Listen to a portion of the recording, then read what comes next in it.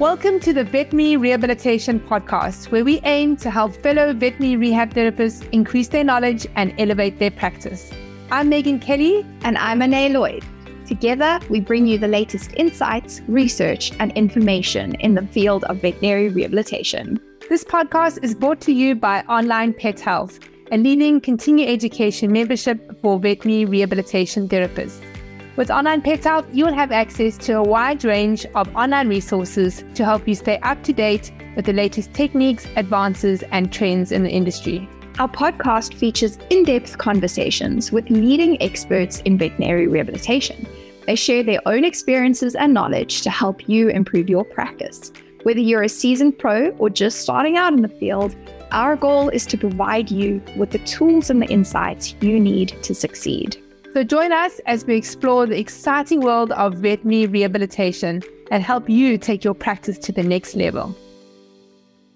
Hey vet rehabbers, Candice Ramsay, a vet rehabber and the owner of Ramsay Rehab in Joburg, South Africa, is no stranger to the Veterinary Rehabilitation Podcast. This was actually part of a training in our Business Basics area, which is exclusive for our online Pet Health members. It was just too good not to share here with you too, and it is a really great follow-on from my interviews with Candice on the podcast previously. You can listen to episode 50 where she talks about her mobile practice, episode 190 where she updates us in a Behind the Vet Rehab Practice podcast where she had just opened her brick and mortar practice. And today she shares with us her tips and advice on scaling your vet rehab practice. Candice now owns multiple practices in and around Johannesburg. You can also catch Candice in episode 92 where she shares her advice about adding online consults to your vet rehab practice. Before we head over to my chat with Candice, if you're on Facebook, please come and join us in our online communities. We have the Small Animal Vet Rehabbers, Hydro Vet Rehabbers, Equine Vet Rehabbers, and our Business Vet Rehabbers. This is where vet rehabbers hang out online, share research, tips, and advice, and it's a really great, supportive community. We'd love to have you online there with us. And then also a quick word from our sponsors. Curacao Vet's founder and CEO, Dr. Nada Robinson, has been teaching science-based integrative medicine for nearly 25 years. She first developed her courses at the Colorado State University, where she started the Medical Acupuncture for Veterinarian Certificate program in 1998. In so doing, Dr. Robinson developed a science-based platform for veterinary acupuncture, the first of its kind.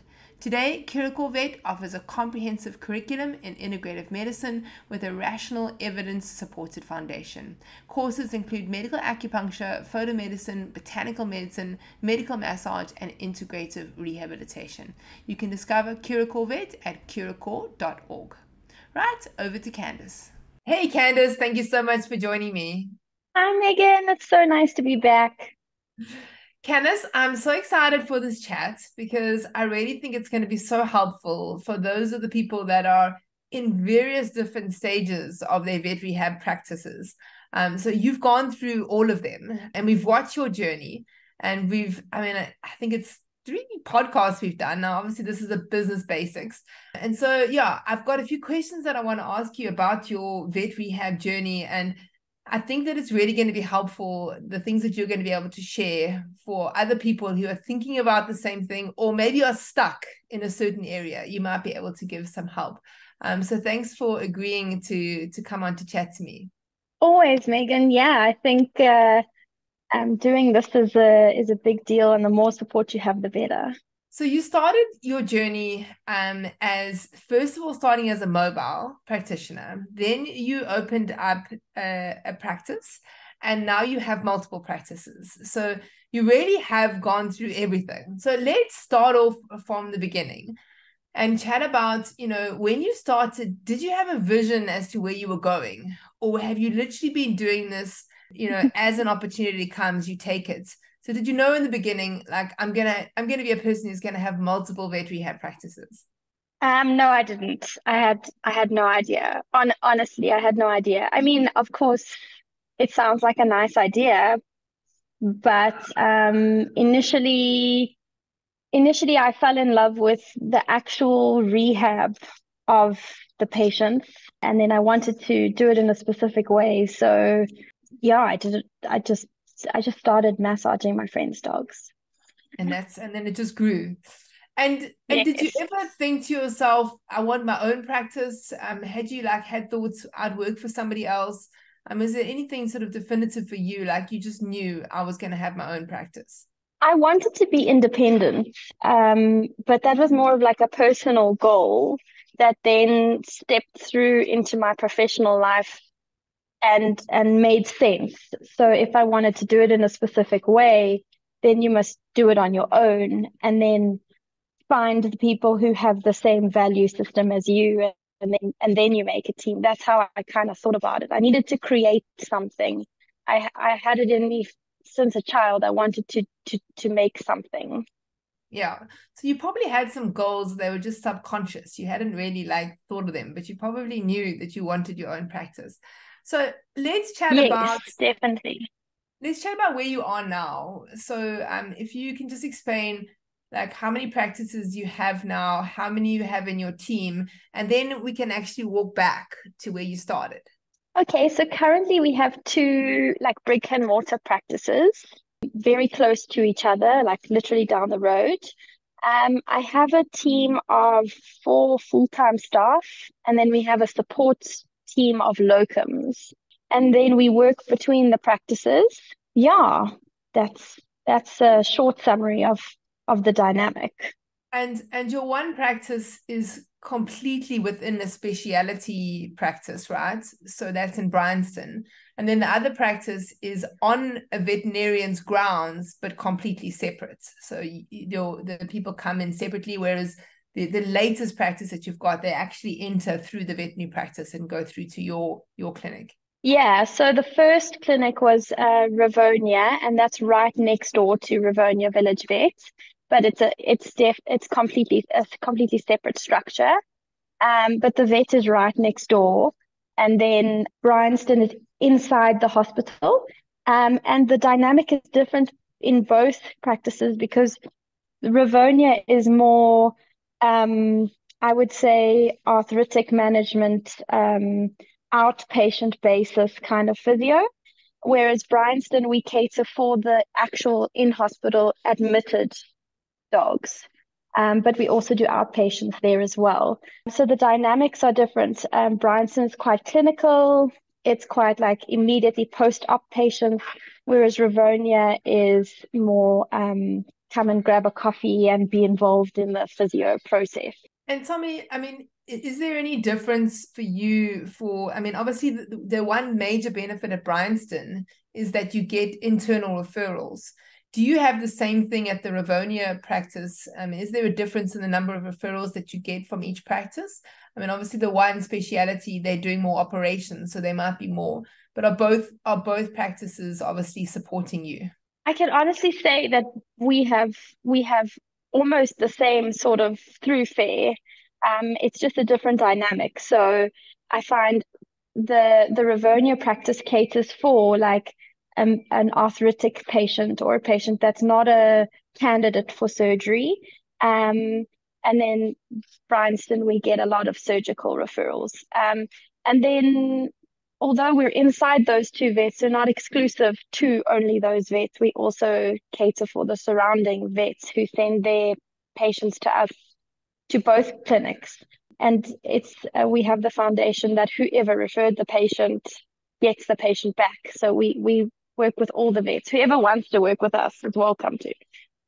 Yeah, because I think that's one of the big worries that vet rehab practitioners have is that if they set their practice up close or in the same property or within the actual clinic of a veterinary clinic, are they going to get referrals from someone else? And I must say, for me, I was in the same position. So I started my clinic it was a building next to a veterinary clinic. And I remember being very worried in the beginning that was going to happen, but it didn't. I still had referrals from other people. It didn't change anything. So people are happy to refer as long as you build that relationship with them and that they know that you're going to send them back. Yeah. Anything other medical things that you're not going to be treating will go back to them. Yeah, and that's the foundation of what I believe in. Communication. That's how you get it right, is that you make sure that just it doesn't matter where you are, it's who you're treating. Let's chat a bit about the setup of the practices. So the Rivonia practice, you have a piece of land, right, that you rent. And I thought this was absolutely genius. I remember, and we've chatted about in the podcast, building a building is so costly. But you managed to find shipping containers, which don't even look like shipping containers. So guys, if you're listening to this, don't think it's like something dodgy. They are like really smart. So like completely refurbished shipping containers. And which has been so nice for you is that you've actually been able to just add on. So when you started, you just had one. How many have you got now? We have 3 now. Yeah. And with a toilet. Fancy. And you've even got your underwater treadmill in one of them, right? Yes. Yeah. So it really has been, as time has gone, we've added and changed the dynamic, and I think that's what was nice with the shipping containers, is that you can keep changing them and adding them on. I didn't intend to have 3. I only intended to have 1. Yeah, but as your practice grew, your setup was so perfect because you were able to grow with it. And I mean, I've watched you over the years growing, right? And you had the one, and then you got the underwater treadmill first. I can't remember. Did you get the pool first? Then you built a pool got the outside. Swimming pool. Yeah, swimming pool first, and then you got the underwater treadmill. And sometimes we think, I was very much like this. I just wanted everything straight away, when you start your practice, you want all the toys. But you've really done it really slowly and sensibly, because obviously when you do, if you get everything right away, there's big risk because you have a lot of loans and you just don't know what's going to happen. So for you, you've done it really, really slowly, and it's really paid off in the long run. So well done. Thank you. So, and now you're obviously at Bryanston, where you've got a separate room and within their practice. How does it work there? Do you actually rent that space from them? Is there a commission-based structure? How does it work with that? Because obviously the Rivonia practice is 100% on your own. You pay for the containers, you pay for rent. You have no direct contact really with the Rivonia people. You're pretty separate. Whereas Bryanston, you are within their practice. Yeah, so I rent the room, and I work in their hospital the same way I work in Rivonia. So okay. I rent the space. Yeah. Okay, I mean that's a win-win for everyone, because obviously they then have qualified vet physios there at their practice, and they're able to offer that as a service. Yes, exactly. And we sort of outsourced. Yes. Yeah. Yeah. Cool. So when you made the change from the mobile practice, so for those of you that have not listened to them, in the description below, I'm going to link all the podcasts that Candice has been on. So it's really interesting. You really need to go and listen to every single podcast, because everything you'll listen to basically the whole journey. But you made the decision to change from the mobile practice to the brick and mortar. Was that quite a scary decision for you, or were you absolutely like, this is what I need to do, and you were ready to do it? So a little bit of both. I intended to be mobile until I could afford to have a brick and mortar practice, but I didn't know what it looked like. And so driving in Joburg traffic got too much for me psychologically and emotionally. And I was also too overloaded. So I had too many patients to be able to fit into a mobile day. But I could see it working with clients coming to me. And one day I actually had a car accident, and then I was done. And I phoned Rivonia Village Vet, Dr. Anthea, and I said, please, do you have a room in your hospital? And she said, yeah, let's make a plan. Yeah, it's awesome when you've got... It's great. Yeah, and you obviously had a relationship with them already. So it was I was building this up. Yeah, I would just go and visit them. I would just hang around, visit them. Then they started to refer. Yeah, just just being where I wanted to be. So let's fast forward again now back to the two practices. One of the things that is always on people's mind is managing teams, managing staff. And that's I think one of the things that people are a little bit scared of as they get bigger. And they tend to just be like a one-man band or maybe one or two. But you have a lot of things happening. So tell us how you manage this whole team. Have you got a practice manager? Have you got someone that's helping you? Or is it pretty much you doing all of it? So I my advice is that it is something you should be wary of. Managing a team is incredibly difficult. I've read a lot of books trying to find the actual answers on how to do it. And you can find a lot of guidance out there, also from other entrepreneurs like my husband and you. And so you can find advice. I have a head therapist and then an operations assistant. So the three of us work really well together. And they are obviously both full time, so super invested in like the greater good of the patients and Ramsay Rehab as a whole. Um, and then we have like our locum support staff that help us to manage to make sure that everyone gets treated. Um, but I think managing a team is very difficult. Doesn't matter how great your staff are, you'll always come into spaces that make you feel uncomfortable. Yeah, and it's all those different types of personalities, right? How to deal with different people. But I think that Yes. time you've become very good at hiring. Because I think that Yes. you've worked out the type of people which are not the type of people you want on your team, and you know exactly who you want on your team. It's taken you a while, a few years to get it, but you've really nailed it now, because the people that you hire, and I think what's really important for you, and what I notice is that when somebody doesn't work, you actually realize it a whole lot quicker than trying to make it work. Yeah, I think that, if someone has got the right qualities, you can always teach them other stuff. Yeah. And that's important to remember. Like if you have somebody who's good, willing to try, maybe doesn't know absolutely everything, but has like the foundation of the qualities that you believe in, or I believe in, then you can make it work. And there's that rule that you taught me about,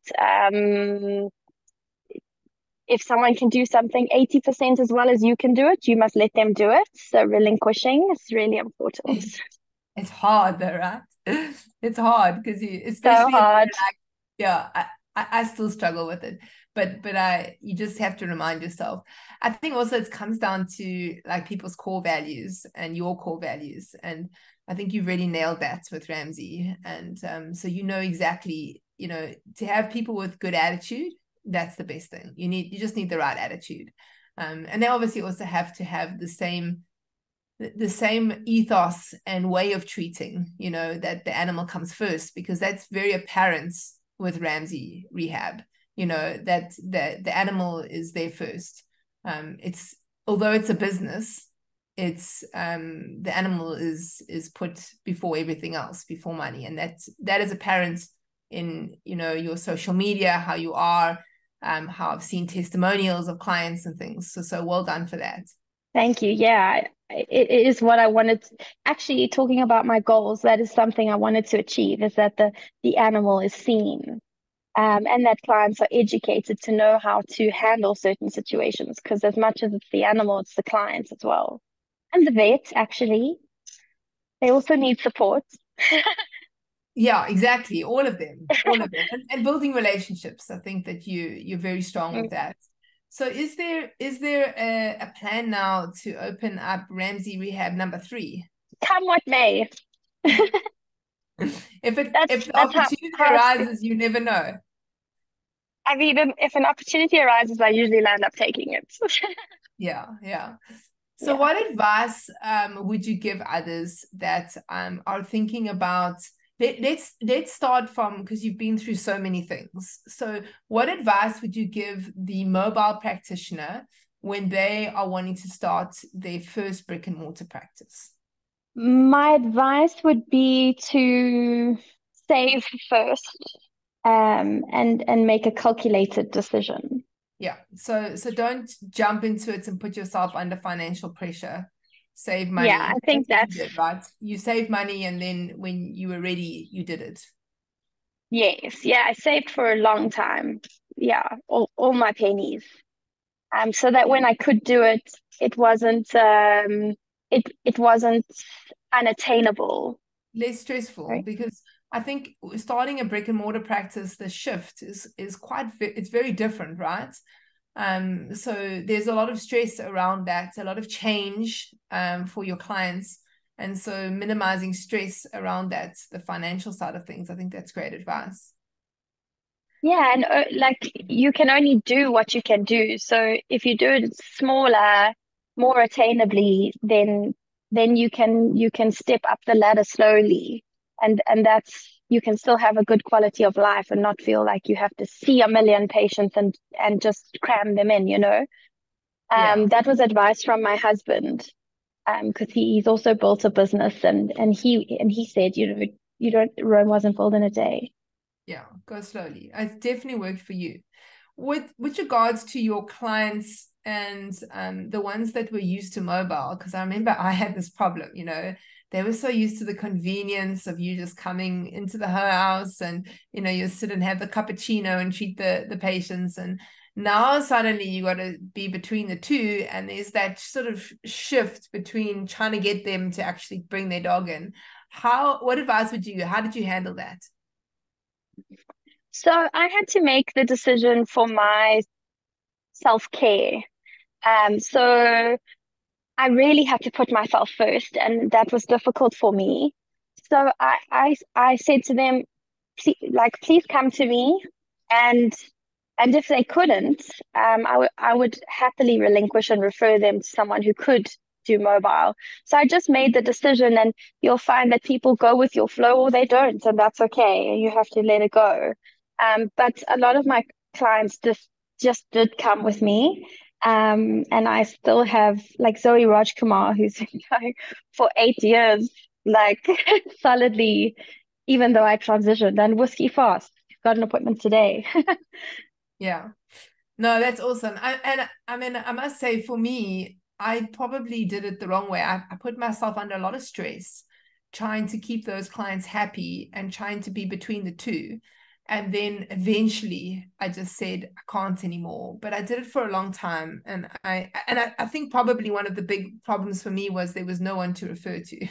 So I was Yes, back in the yeah. day when there were no vet rehab therapists. So I didn't have an option to get somebody else to take on the patients. But if you do, don't my advice would be, don't try to hang on to those patients, those people that want to stay doing home visits. Just find somebody else to take them, because spending your time going between mobile and your brick and mortar practice, you end up just spreading yourself thin and not actually growing the brick and mortar as well as you want to.